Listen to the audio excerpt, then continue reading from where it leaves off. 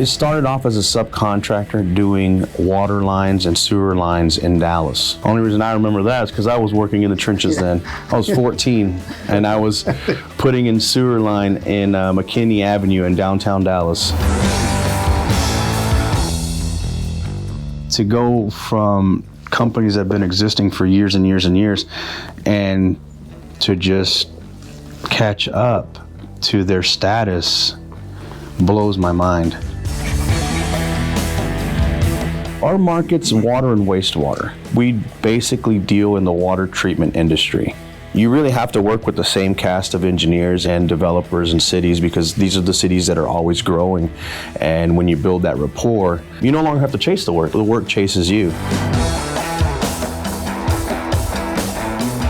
It means a lot to the cities for them to be comfortable about who they're letting come into their city and just do the work.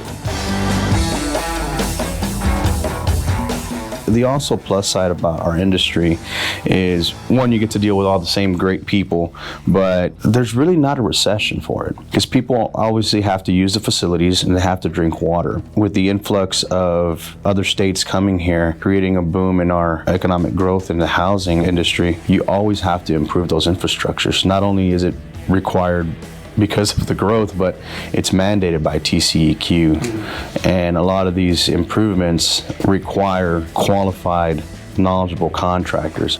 They've been saying we've been in a bubble, but I don't see the bubble ever bursting. They're still building, they're still going, and I think that right now it almost seems like there may be a slowdown, but even with that, the municipalities are going to require improvements.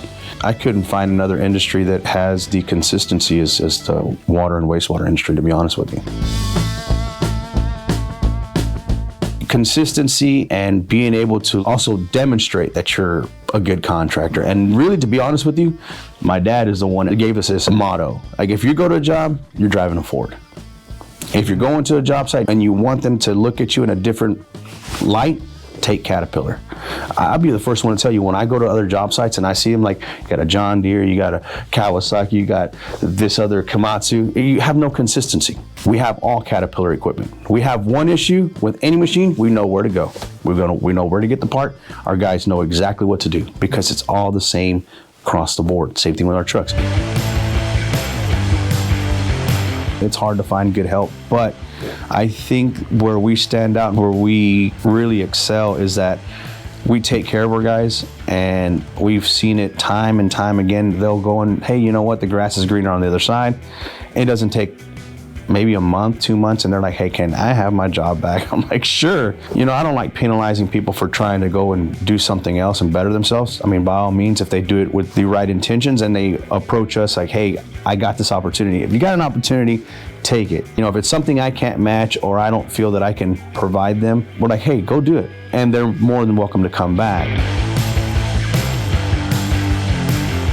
It's a mutual understanding. If you take care of your employees are going to take care of you. And I think that kind of resonates well here because we really don't have to tell them anything. Like, they got everything handled. We make it fair for everybody. If there's a change in the company, it's to better the company, not to better, you know, David, myself, or a particular person. It's to better the company. At the end of the day, we're pushing Rey-Mar into a better future so that a lot of people can feed off of it. For more Contractor of the Year videos, click the playlist on the screen now.